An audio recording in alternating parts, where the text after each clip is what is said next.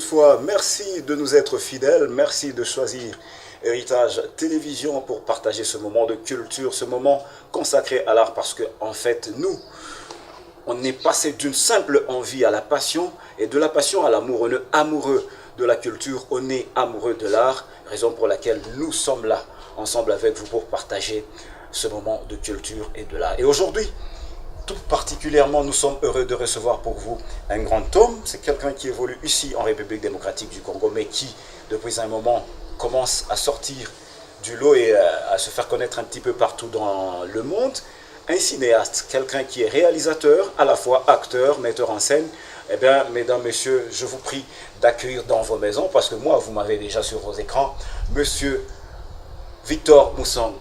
Victor, bienvenue chez nous. Merci, merci. C'est un honneur et c'est un plaisir particulier de vous recevoir. Je crois que ce plaisir-là est partagé. Voilà, donc j'ai fait une petite présentation de vous. Est-ce que j'ai omis quelque chose ou ça suffit? Vous êtes simplement acteur, réalisateur, cinéaste, ou il y a autre chose à ajouter? Je sais que vous êtes médecin aussi. Ouais, de par les études, je suis médecin. Maintenant, pour ce qui concerne l'art, je suis ce que vous aviez dit là. Ah, très très bien. Vous ne pratiquez pas l'art sur les hommes, vous ne faites pas de la chirurgie artistique. Non, je crois que ça n'a pas marché parce qu'on se disait que les études, c'est ça la vie. Alors on oubliait que la vie, c'est une autre chose. La vie, c'est une autre réalité. Et la vie, c'est comprendre ce que Dieu a placé dans la personne. C'est peut-être ça la première interrogation, passer du monde médical à un monde tout à fait artistique. Ouais, c'est par la mauvaise compréhension de ce que c'est la vie. Parce que dans chaque personne, Dieu a placé une certaine richesse. C'est les potentiels. Il suffit seulement de savoir les découvrir et l'exploiter, c'est tout, ça explose. Comment avez-vous pu découvrir, parce qu'avant qu'on entre dans la matière, avant même qu'on parle de vos productions, de ce que vous avez déjà fait comme réalisation, comment avez-vous pu découvrir que vous aviez du talent, que vous aviez un don pour le cinéma? Parce qu'au départ, vous avez fait les études dans le monde médical. Faire les études dans le monde médical, c'est par imitation, je peux dire de la sorte. J'ai imité mon grand frère qui est un grand médecin, un docteur, c'est parti. Parce qu'il était vraiment envié, félicité, je crois. Je m'étais dit aussi que non, si je fais aussi la médecine, oui, il peut être mon icône, mon modèle, alors que je m'étais trompé. Passer de la médecine à l'art, c'est savoir d'abord comprendre ce qui s'est passé auparavant et découvrir maintenant ce qui doit être mon travail en moi. Ouais, un peu. Parce que là, si vous me donnez quelqu'un qui est souffrant ou bien un patient, je ne sais même plus comment injecter, comment faire ces systèmes. Justement, je voudrais y entrer un petit peu en détail. Comment ça s'est passé? Est-ce que ça a commencé comment que vous puissiez négliger le domaine pour lequel vous avez étudié? Vous avez mis du temps à lire, vous avez mis du temps à être sur le banc. Et comment ça s'est passé? Tu sais, il y a chaque chose pour un temps. Il y a chaque chose pour un temps. Dieu n'est pas un imbécile pour qu'il dise ainsi. Il y avait un temps où j'avais étudié, bien sûr. Alors, il est arrivé un temps où les dons, le talent que Dieu a placé en moi puissent exploser. Et exploser. Ouais. Et si ça avait explosé, même si tu fais semblant de n'importe quelle façon, ça explose. Hein? Ça a commencé de ma propre histoire plutôt. Il y avait une fille que j'avais fiancée, c'était quand j'étais à l'est de la République. Ouais, bon, ça a bardé, la maman au départ elle était d'accord. Et par après, la maman intoxiquée, influencée par les autres mamans, elle a fini par céder. Cette histoire-là me revenait chaque fois dans la tête. Tu sais, les problèmes de l'amour. Ça revenait chaque fois dans la tête. Et j'ai commencé à écrire cette histoire. Je crois que les titres, je l'ai encore jusqu'à aujourd'hui, c'est Plonger dans la désolation. Plonger dans la désolation.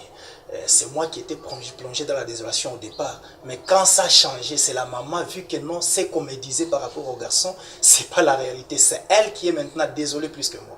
Alors, en écrivant ça, c'est là que les inspirations commençaient maintenant à venir. C'est pas parce que moi j'ai cherché ça, non. C'est parce que Dieu a voulu que ce soit ça le temps. Ah oui, ok. On comprend parfaitement comment vous êtes passé. Donc, justement, comme j'ai dit, on passe d'une passion, d'une simple envie, et puis finalement, ça devient de l'amour pour l'art, et ça devient une profession. Et déjà, la première question, pas la première, comment définissez-vous le cinéma, vous, Victor?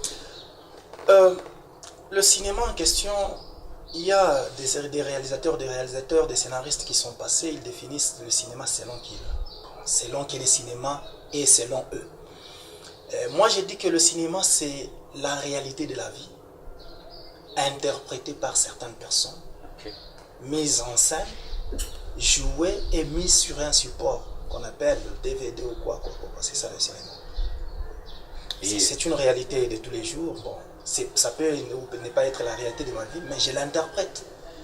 Et dans un pays comme le nôtre, qui est la République démocratique du Congo, évidemment, dans l'histoire du cinéma, on a quand même des gens qui ont fait du cinéma avant, des productions qui ont réussi, notamment La vie est belle et tout. Mais après, c'était un passage à vide. Parler du cinéma, c'était pas vraiment d'actualité en République démocratique du Congo. On parlait plus musique, on parlait sport, mais cinéma. Vous, comment êtes-vous arrivé à faire ce que nous allons d'ailleurs faire découvrir? Je sais que déjà sur nos antennes, sur beaucoup des chaînes de radio, enfin de chaînes de télévision, les gens vous ont déjà découvert. C'est pas la première fois, vous n'êtes pas une figure à présenter.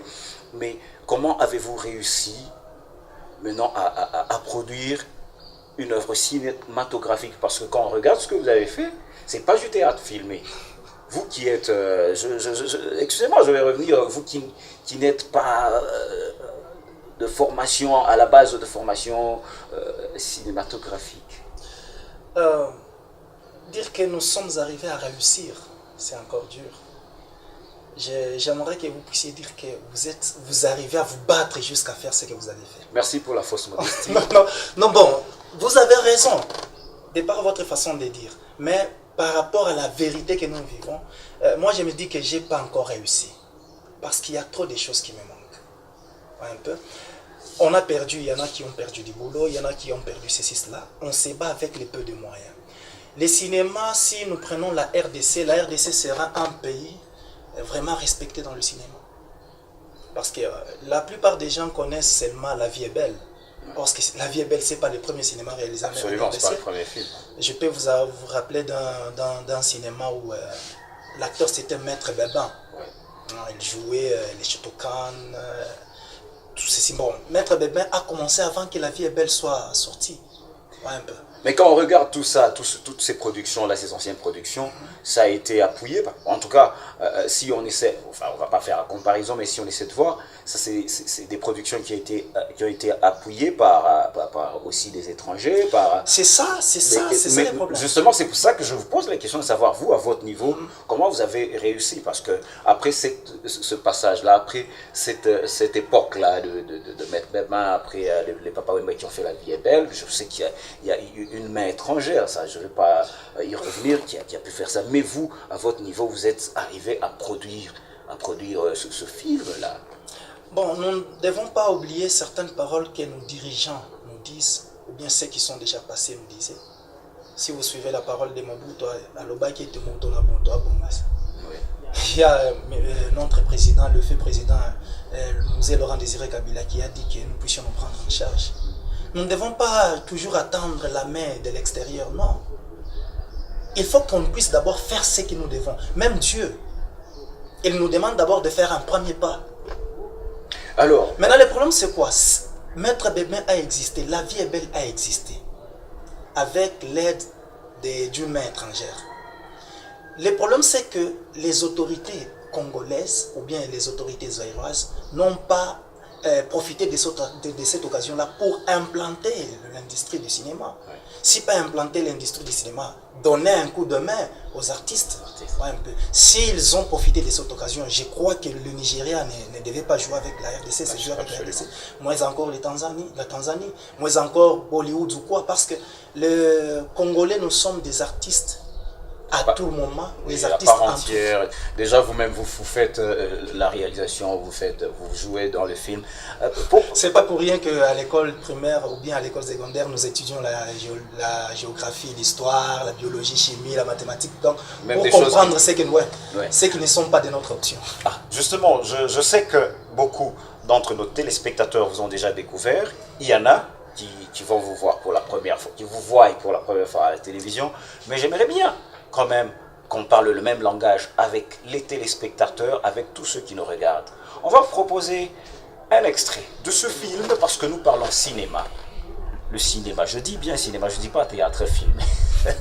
Victor, le titre de ce film? Le premier ou bien... Le premier.